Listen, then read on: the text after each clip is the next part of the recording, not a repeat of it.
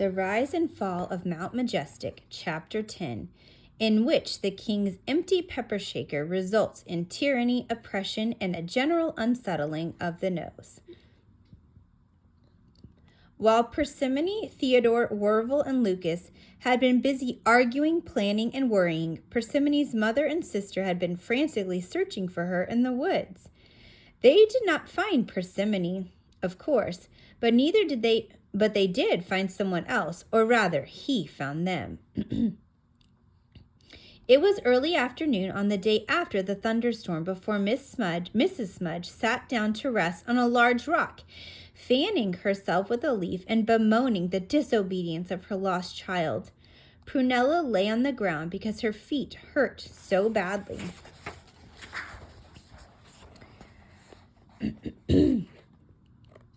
All at once, Prunella felt a strong rope being wrapped around her. As she was swung over a man's shoulder, she caught a glimpse of his pinched nose and despicable grin. "What are you doing?" she gasped, too shocked even to scream. "We are kidnapping you, of course," said Mr. Fulcrum, the foreman of the King's Pepper Mill. "But that isn't nice," said Prunella. Mrs. Smudge struggled furiously against the rope that held her to the bony back of the foreman's assistant. "Don't just hang there, Prunella. Call for help." "Help! But there's no one around to hear us," wailed her daughter. "That's exactly right," snickered Mr. Fulcrum. "And no one would help you anyway. I found 28 new workers for the pepper mill this very morning, and you two lovely ladies are the icing on the cake." Prunella gazed in horror at the back of the foreman's knees, which was all she could see of him. "You're going to eat us?" When their two captors only laughed, Mrs. Smudge sank her teeth into the closest part of the assistant's body she could reach, which put a quick stop to the laughing, but not to the kidnapping. Along the southern and southwestern borders of the woods, near the Smudge's cottage, the trees grew more sparsely and were covered with pepper vines twisting up their trunks. The pepper mill was an ugly, tall, round stone structure farther to the west, just outside of Candlenut.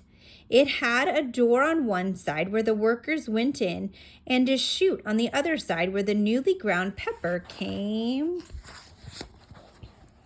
spewing out into big wooden carts to be taken to the castle. Mrs. Smudge was livid, and Prunella was weeping loudly when Mr. Fulcrum and his assistant untied their hands and pushed them through the mill's shadowy entrance. As soon as her hands were free, the basket maker smacked the foreman across the face. "If you think I'm going to go one step further into this evil place, you are 2 quacks short of a roast duck. Let me and my daughter go immediately." "Oh, I would, my good woman. But you see it is not I, but the king who has requested your presence in this fine establishment. Spare the pepper and spoil the soup, you know. Don't you go quoting your crooked proverbs to me. It's the rotted tree that catches the fire, I say. Don't bite the hand that keeps you out of prison. Those who live in stone towers shouldn't throw glasses. Misery loves company." Mrs. Smudge opened her mouth and shut it again. Then she smoothed out her contorted face and folded her hands demurely in front of her. "I'm afraid I cannot be of service to you," she said calmly. "Why not?" demanded Mr. Fulcrum. "I have a moral objection to physical labor."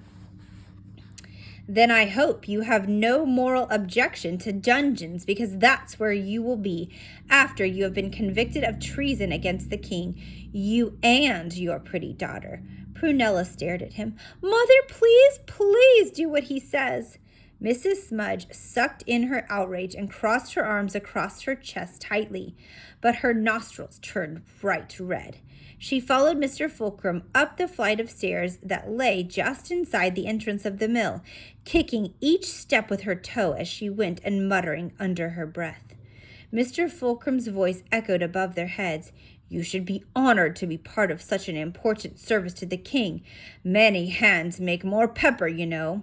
No, it's many hands make more baskets. You always twist everything for your purposes. This is what comes of education. The more people think, the more they think up cruel things to do to other people. This is what my Persimmon will become, filling her head with books and dreaming of doing everything except what she was born and raised to do, making fine baskets, keeping a clean house, and putting bread on the table. Oh, Prunella, my poor lamb, my pretty puppet, whatever shall become of you? You are too young and beautiful to be slaving away in a pepper mill. This time she caught the foreman's heel with her toe. Mr. Fulcrum quickened his pace. Save your breath, woman. You'll be needing it when we get to the top. They certainly had little breath left when they reached the top of the staircase that spiraled its way around the inner wall of the mill. At first, Mrs. Smudge and her daughter thought the mill was on fire, for the large room and its summit was thick with smoke. But the smoke was actually the fine, dusty residue of the pepper grinder in the center of the room. A huge vat sat on top of a wooden contraption with thick beams jutting out around it, like the spokes on a wheel. Lined up along each beam were several workers pushing it, men, women, and children. Mrs. Smudge stared anxiously at each child that passed by, but none was Persimmon. Prunella sneezed. Mr. Fulcrum handed her and Mrs. Smudge a wooden clothespin. Puzzled, they looked at him and saw that he had taken another clothespin, this one made of gold, out of his pocket and put it on his nose. They then realized that all of the people in the mill had wooden clothespins on their noses to keep them from sneezing. So they did the same. That beam is yours, said Mr. Fulcrum, pointing to the empty beam in the turning wheel. He sounded a little less dignified with his nostrils pinched together, but no one was in the mood to laugh. He turned to the rest of the workers and bellowed, Faster, faster, you lazy weaklings, or you'll be seeing the inside of the royal dungeons tomorrow. Then he went back down the stairs, leaving them to their fate. His assistant silently stood guard by the door. May your sleep be full of dight bears and your bed be full of mosquitoes, yelled Mrs. Smudge. But a moment later she was nearly flattened by 5 men coming up the stairs carrying huge sacks on their shoulders. The men mounted a platform that extended over the heads of the workers at the grinder and stopped just above the vat. They poured in pounds and pounds of peppercorns, dried black in the sun, from the storerooms beside the mill. Then they returned and trudged down the stairs again to gather more. Mrs. Smudge looked after them for a long time. Her husband had been a peppercorn picker too. He had climbed these very stairs and dumped his sack into that horrible hole. Oh, my poor lost Sibyod, she whispered, what you had to put up with. She and Prunella took their places at the assigned beam and began to push.